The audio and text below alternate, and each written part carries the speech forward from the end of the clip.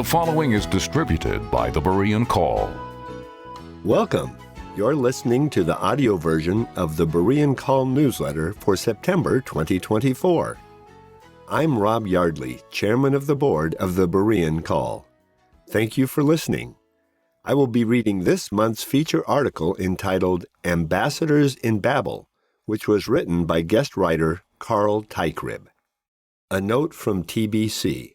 Carl is a researcher, writer, and lecturer focusing on the paradigm shift sweeping the Western world, including the challenges and opportunities faced by Christians.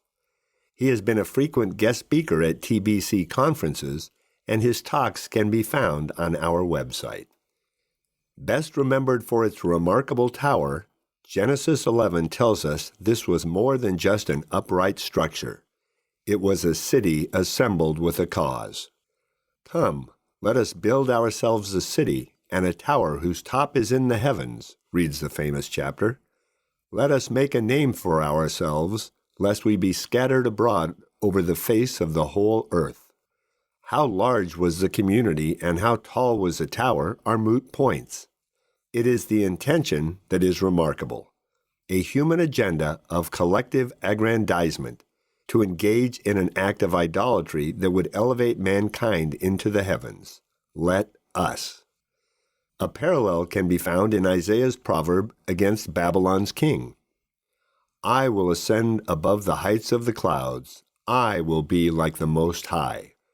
Isaiah chapter 14, verse 14.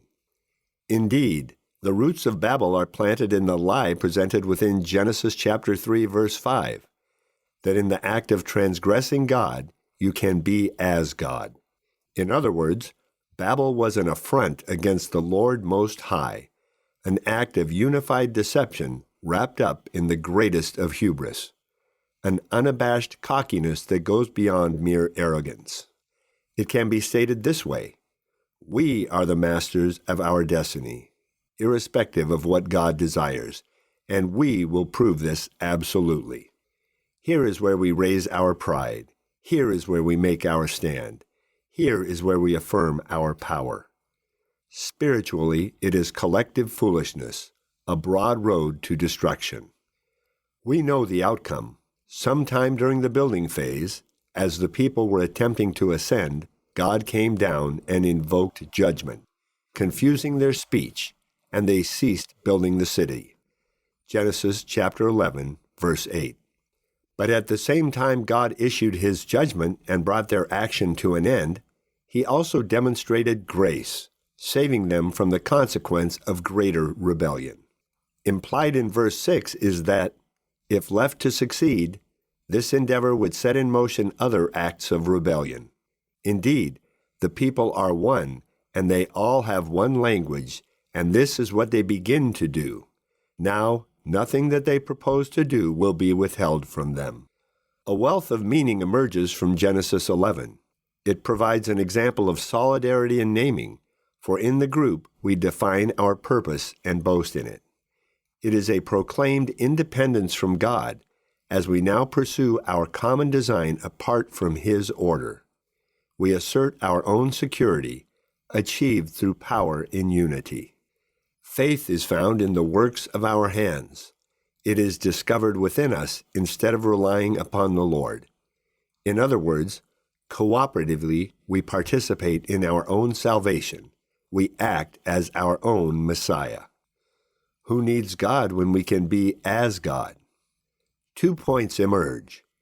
First, God himself steps in as man ultimately oversteps. There is a limit to humanity's unholy action, and the timing of God's judgment is, and will be, right and just. Second, we are incapable of letting Babel fade away. It is a tantalizing illusion of human progress, and mankind is drawn to its variance as a moth to the flame. Babel, synonymous with collective idolatry, is a blueprint of humanity's delusion. Hence, when considering our contemporary era, we are inescapably faced with a multitude of Babel imprints, this quest to be our own masters apart from God, to build heaven on earth in our own image. The transhumanist movement fits this design. The desire to use technology in order to become more than human and therefore birth a planetary civilization, even to enter the heavens as cosmic beings, is a dream that has jumped past the pages and scripts of science fiction and entered the conversations of Silicon Valley titans, bioethicists, neuroscientists, futuristic philosophers, and even religious figures. Many years ago, in June 2013, I attended the Global Future 2045 International Congress in New York City as a researcher. There, I witnessed the heady excitement as technicians and scientists gushed over the works of their hands, pointing to the year 2045 as our date with destiny, the hope of immortality and godlike capabilities. We would take hold of evolution and transform ourselves into something greater, so the narrative was repeated. We were, quote, on the path to a new evolutionary strategy, end quote.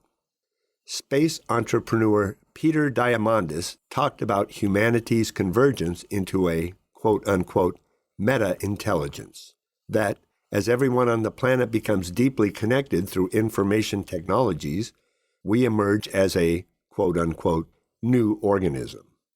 Our collective information experience, he explained, will usher in the, quote, ultimate form of our evolution, and we become conscious on a cosmic level, end quote. In other words, we ascend through our technology. Those infamous words from millennia ago come rushing back. Come, let us build. One of the 2045 Congress speakers, a religious leader delighted by the unifying promise of technical transcendence, pieced together a boast with words that were not his own. Quote, you are the light. You are the truth. You are the beginning. You are the end. End quote. Bold? It's more than that. Here's another example from Mark Pess, a pioneer in web interfacing, as excerpted from his documentary Becoming Transhuman. Quote, we seek, therefore, to bless ourselves with perfect knowledge and perfect will, to become as gods, take the universe in hand, and transform it in our own image for our own delight. As it is on earth, so it shall be in the heavens, the inevitable result of incredible improbability, the arrow of evolution lifting us into the transhuman, an apotheosis through reason, salvation attained by good works, end quote. This is hubris, and it isn't going to work. The Babel model also dovetails with the rallying cry for global order. From United Nations summits to World Federalist events to the scheming of the World Economic Forum, in political unity we save ourselves and remake paradise, becoming the planet's self-proclaimed messiahs. This line of thinking has been circulating for decades. Consider what American Peace Society member Raymond Bridgman wrote in 1905. His was an intoxicating vision of human empowerment, a political unity of the world. Quote, the world, unified and intelligent, would for the first time in human history come to the grandeur of its existence as one, and would feel the thrill of intelligent unity, knowing its unlimited powers, looking over the earth, and recognizing its directorship amid all the forces of nature and man, feeling its strength and realizing its boundless opportunity will say, I will. Thus and then would be accomplished the grandest revolution in human history. The world would have found itself, would have come into self-consciousness, realized its true supremacy, and declared its opportunity. End quote. Such a boast. Fast forward to the late 1990s and actress Jean Stapleton. Like other luminaries of that era, such as news anchor Walter Cronkite, Stapleton believed in the potential of world government. Her endorsement of the World Federalist Association, now renamed Citizens for Global Solutions, the longest-running world government lobbying group in the United States, is telling. Notice the messianic tone. Quote, The goal of the World Federalists is peace through unity of government. We must support their vision of oneness in diversity, for it is the salvation of humanity." End quote. This hope in cooperative human salvation can be found in the Parliament of the World's Religions, the mothership of the interfaith movement.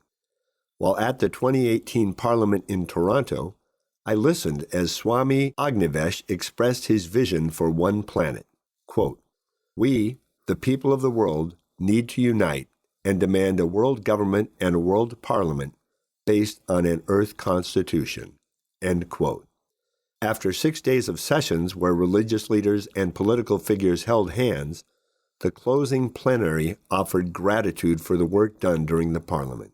Quote, "Thanks to all of those who are committed to the salvation of the earth." End quote. This kind of salvation in unity rhetoric is prevalent within the global interfaith community. Consider this montage of quotes as taken from my notes during the 2023 Parliament in Chicago. Quote, "It's the world's religious leaders who ultimately bring the world together. We're building heaven on earth. We birth heaven right here. It's the end of the old world order, the start of the new world order. One humanity, one earth. Salvation is not individual, but is collective, and only in the community are we saved. We are the resurrection who leads to the promised land." End quote. The Gospel of Babel is being openly preached. Glimpses of this ancient future structure can likewise be seen at transformational events like Burning Man, which had a 60-foot-tall Chapel of Babel in 2023. Plastered over its walls were thousands of photographs of animals and people, and inside was a confessional booth where you could unload your soul. It was an appropriate edifice, for Burning Man is a place where the world comes together, a place that bridges spirituality with secularism, materialism with mysticism, and where the individual finds purpose in the collective hive. So what might Babel 2.0 entail? I am reminded of a workshop I attended at Burning Man in 2018. The subject was artificial intelligence, AI, and spirituality, and the discussion was led by a major personality in the field of digital currencies. A new paradigm will be necessary to birth a new civilization, so went the narrative. And with this in mind, our real-time information becomes the energy that enables AI to participate in this global civilization. But as we are spiritual beings, how will AI understand this? Is it possible to, quote-unquote, make AI spiritual? In seeking to build the, quote-unquote, pure information community, we were told, artificial intelligence will need the capacity to, quote-unquote, read people and respond in ways that reflect our spiritual evolution. Over the course of the workshop, it was evident that this version of Babel would require 4 building blocks to complete its tower. First, a new spirituality. Out with the Christian worldview and in with the mystical and shamanistic. Second, a new social contract or ethos, a refashioned culture geared to radical tolerance and the exploration of identity, all painted in environmental green. Third, a new means of exchange and validation. With everything digitalized, economic behaviors could be monitored and adjusted to fit the acceptable standards of blocks 1 and 2. Finally, global management. Artificial intelligence will need to be integrated into our daily lives, knowing us individually and guiding each person towards our collective social and spiritual development. Delusional? Yes, and not without its consequences and dangers. Nevertheless, the bottom line is that this workshop demonstrated the persistence of Babel. Pages could be filled with similar plans and schemes. There is nothing new under the sun, and an echo from the original prototype comes to mind. Now, nothing that they propose to do will be withheld from them. Genesis chapter 11, verse 6. Professing Christians have three primary options in response to the growing shadows of Babel. First, we can ignore it, naively thinking we are somehow unaffected. But an indifferent approach will only last so long. As the ballooning size of Babel encroaches, we will inevitably find ourselves in a situation hostile to the Christian message of absolutes, of sin and salvation, and of the need for an exclusive Redeemer, Jesus Christ. We will become increasingly marginalized as the dangerous other, and wondering how we arrived in this difficult situation. The second option is deeply troubling: to find shelter under the shadow of Babel and attribute this to something Christian. As the world becomes syncretistic, many churches likewise blend with the spiritual and secular flavors of the day. From accepting and amalgamating mystical practices to, quote-unquote, greening the faith, to participating in woke ideologies. To mirror the world and call it Christian is thus our second option. Sadly, it's a road too often chosen. Option 3 is to be in the world but not of the world, and in so doing, to take seriously our biblical call to be ambassadors for Christ. Paul said the following to the church in Corinth: "Now then, we are ambassadors for Christ, as though God were pleading through us. We implore you, on Christ's behalf, be reconciled to God. For he made him who knew no sin to be sin for us, that we might become the righteousness of God in him." 2 Corinthians chapter 5, verses 20 and 21. What does this entail? Up front, an ambassador is the official and legal representative of one's government to a foreign country, wherever you may be.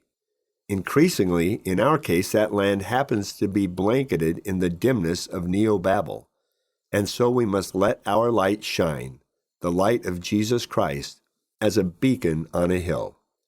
I cannot think of a higher calling than being his ambassador.